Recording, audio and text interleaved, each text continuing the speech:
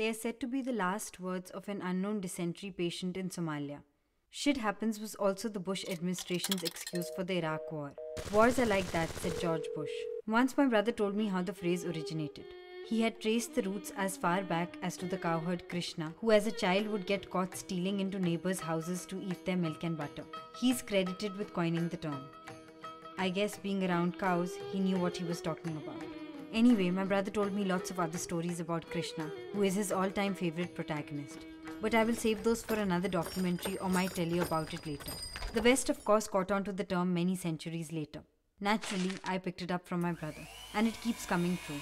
Just last week, an uncle of mine went to the park for his morning yoga. The tree he was meditating under broke and fell on him. It was fatal. I mean, what do I say to such a story? Naturally, I laughed. That makes people think I'm insensitive, but that's not true. I mean, being gloomy isn't being sensitive, is it? But I think people are just too touchy about death. I personally don't know what to make of it. All I know is that I don't want to die before I've done something worthwhile with my life. I read a Kabir Doha once which impressed me deeply. Kabir jab hum paida hue, jag hase hum roye. Aisi karni kar chalo, hum hase jag roye. It made a lot of sense to me then, and it does now. But the kind of deaths that I've been reading about in the papers lately have been really bizarre and morbid. I'm not talking about all the wars, murders, assassinations, rapes, and all that jazz. That's become as common as tea with breakfast. A few months back, I read an article about a recently engaged couple who were out on a drive. In due course of conversation, the guy asked his fiancée if she really loved him, and the poor girl replied that she would do anything for him, even give up her life. He asked her to get out of the car and ran it over her twice. And then there was this other case in Chennai recently, where a college student killed her mother and two younger sisters in a fit of rage just because her parents felt she was too young to get married to this fellow she supposedly loved. It's unbelievable how intolerant people are. But in my community, everyone turns a blind eye to all this. They keep saying, that happens only in America. Oh, America is full of weirdos. Well, guess what? They're now available in India. We all seem to be forgetting what love means. And living in a world where people can't love scares the shit out of me. Love has to be the most misused word in the dictionary. I love cricket, I love MTV, I love Shah Rukh Khan, and I love you. It's all the same nowadays. Biochemically no different than eating large quantities of chocolate.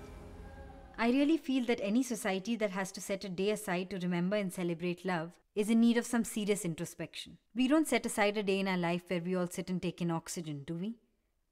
Humans are in a process of de-evolution. I mean, even lemmings treat each other better while racing to jump off the cliffs than most humans treat each other in daily life. My brother says that one day the earth's going to become so hot, like a ball of fire, and we are all going to burn. Oh, don't worry though, we still have another couple of 100 years, he adds as consolation, using we as a collective for mankind.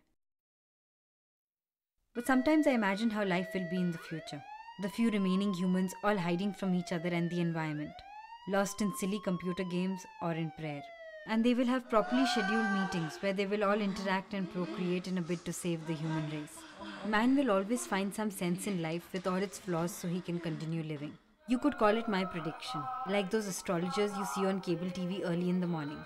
The only death I really remember is my granddad's, cause he was living with us when he died. Paradoxical though it may sound. And there's this one incident that I always think of when I want to think of him. It's impossible for me to just think of a person. I always think of them as part of an incident or story. My mother came in complaining that the milkman had yet again not delivered the milk. Grandad turned to me with a wicked smile. Maybe he's kicked the bucket.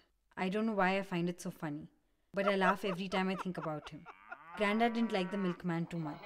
They would argue nearly every day. Grandad used to insist that the milkman give only as much of the fluid secreted from bovine mammary glands as he wanted to, and that Grandad would add the necessary amount of water himself. God knows what water you use, he would say. Ever since our neighbor died of typhoid, Grandad had become really concerned about the quality of water we consumed. Anyway, It wasn't long before the milkman really did die. It was Strangest thing. I had a fight with my dad and wished that my father would die, and I prayed real hard that night. Come on, don't look at me like that. I'm sure we've all wished something evil at some point in our life. It's really scary how angry people can get. Sometimes I scare myself with the stuff I do when I'm angry. And all these self-help books keep telling you to breathe deeply, count down from 10 and all that jazz. Well, it's absolute rot. Next morning I found Dad still alive, and I was glad because I wasn't angry at him anymore. But the milkman was dead as a doornail, and no one knows what killed him. But the first dead body I actually saw was my granddad's. And I didn't cry when he died. I mean, I felt bad, but I was feeling bad more for myself. I wasn't going to be able to talk to him or even just spend some time with him. As for my granddad's dead body lying in front of me, I didn't know what to make of it. I smelt the body and it smelt just the same as when he had been alive. I think he kicked a yellow bucket. You can still see him with it on a clear night. Aquarius, or the water carrier, is one of the most difficult of all constellations to locate and recognize. The figure of the constellation superimposed over those stars was imagined to be that of a man with an upside-down bucket upon his shoulder, water pouring out of the bucket into the celestial sea. That song always reminds me of the time I went to the dentist to get a couple of wisdom teeth pulled out. This involved a lot of drilling, cutting and tugging until the stubborn teeth gave in and surfaced from 20,000 leagues under my gums. "Look at the teeth, how they shine for you," said the dentist, holding up the bloody teeth. "It's all yellow." Before I could respond, he dove back into the excavation site to stitch it up and stop that bleeding. "Don't talk for the next 6 hours. Keep an ice pack on your cheek and eat lots of ice cream," he ordered as he saw me out of his clinic. I thought about communicating to the doctor through sign language, but I couldn't as I didn't know sign language. It was too late now to tell him that he had pulled out the wrong teeth. Anyway, Aquarius became known as the taker of life and the giver of life. Aquarius, as the god of the waters, was regarded as a good god by some and a bad god by others. I must apologize. I have a way of just talking on and on. I started talking and walking pretty late as a kid, was nearly 4, and all of those 4 years, I had someone or the other constantly egging me to talk, say something intelligible, or just walk across the drawing room. And once I did start, all I've been hearing since then is, "Shut up! Shut And up. sit down. Sit down. Sit down! Shut up. Shut up! And sit down. Shut up. And please sit down. I must get back to the original topic about all the heavily processed, nutritionally deprived biological output happening around us. If you thought this was going to be one of those soulful tales, where misfortune after misfortune He falls a protagonist. You are as you have probably realized by now, mistaken. This is a documentary. It's about how we manage to make sense of our life with all its imperfections and continue on. So when I decided to make a documentary on Shit Happens, naturally the first place I checked out was the net, where the online encyclopedia promptly informed me that shit happens is a common slang phrase used as a simple existential observation that life is full of imperfections. The phrase inherits the ambiguity of the word shit itself, which can mean either bad stuff or stuff. The slogan has also inspired a series of satirical jokes on religious and philosophical definitions circulating around the internet.